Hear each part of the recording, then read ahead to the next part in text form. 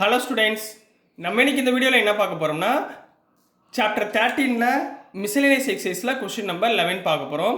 So question number 11ல் என்ன கொடுத்துருக்காங்கன்னா, if A and B are two events, ஏயும் பியும் ரெண்டு ஈவெண்ட்டுன்னு சொல்லியிருக்காங்க.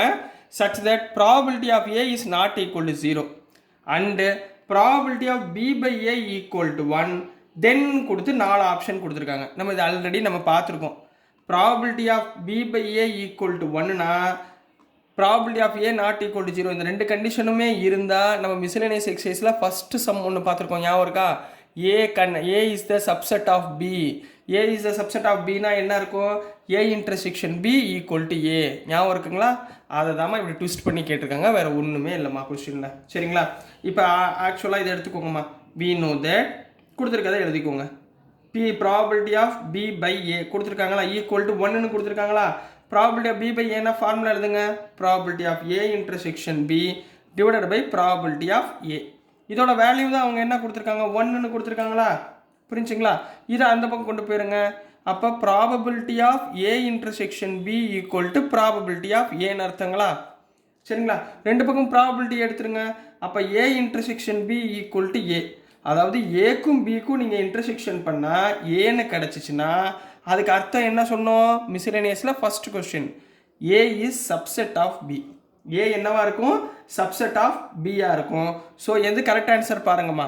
So A is correct answer. A ஆப்ஷனில் ஏ இஸ் சப்செட் ஆஃப் பின்னு கொடுத்துருக்காங்களாமா, அதுதான் கரெக்ட் ஆன்சர். ஓகேங்களா? This is the answer for question number 11 கண்ணா. நெக்ஸ்ட் நம்ம கொஸ்டின் நம்பர் 12 போயிடலாம். ஸோ நெக்ஸ்ட்டுமா கொஸ்டின் நம்பர் 12 பார்க்க போகிறோம். கொஸ்டின் நம்பர் 12ல் என்ன கொடுத்துருக்காங்கன்னா, if A upon B is greater than B of A then which of the following is correct அப்படின்னு சொல்லி கொஸ்டினில் கேட்டிருக்காங்கம்மா. ஒரு 4 ஆப்ஷன் கொடுத்துருக்காங்க. சரிங்களா? முதல் கொடுத்துருக்கிறதே ஆன்சரை ஃபைன் பண்ண பாருங்கள். சரிங்களா? ஸோ சொல்யூஷன் போட்டுக்கோங்க. கிவன் என்ன கொடுத்துருக்காங்க, probability of A on B is greater then probability of ஏன்னு கொடுத்துருக்காங்க. ப்ராபபிலிட்டி ஆஃப் ஏ அண்ட் பின்னா ஃபார்முலா என்ன? Probability of A intersection B divided by probability of B is greater then probability of ஏன்னு அர்த்தம். ரைட்டுங்களா? இதை அந்த பக்கம் கொண்டு போயிருங்க. Probability of A intersection B is greater then probability of A into probability of பின்னு போடலாங்களா. இப்போ ப்ராபபிலிட்டி ஆஃப் ஏயை கீழே கொண்டு வந்துருங்கம்மா. அப்போ probability of A intersection B upon probability of A is greater than probability of Bங்களா. இது எதனுடைய formula? probability of B upon A உடைய ஃபார்முலாங்களா. அப்போ A upon B என்னவா கன்வெர்ட் ஆயிடுச்சு? B upon A which is greater than P of B. இப்போ ஆப்ஷனில் எங்கே இருக்குது பாருங்க, Cன்ற ஆப்ஷனில் ஆன்சர் இருக்கா. So C is correct answer. சரிங்களா? அதாவது A upon B வந்து P of A விட greater than இருந்தால் probability of B upon A வந்து பியை விட ப்ராபபிலிட்டி ஆஃப் பியை விட கிரேட்டர் தெனாக இருக்கும். இதுதான் condition. So C is correct answer. அதே மாதிரி இப்போ கொஸ்டின் நம்பர் 13 பார்க்க போகிறோம். சரிங்களாம்மா?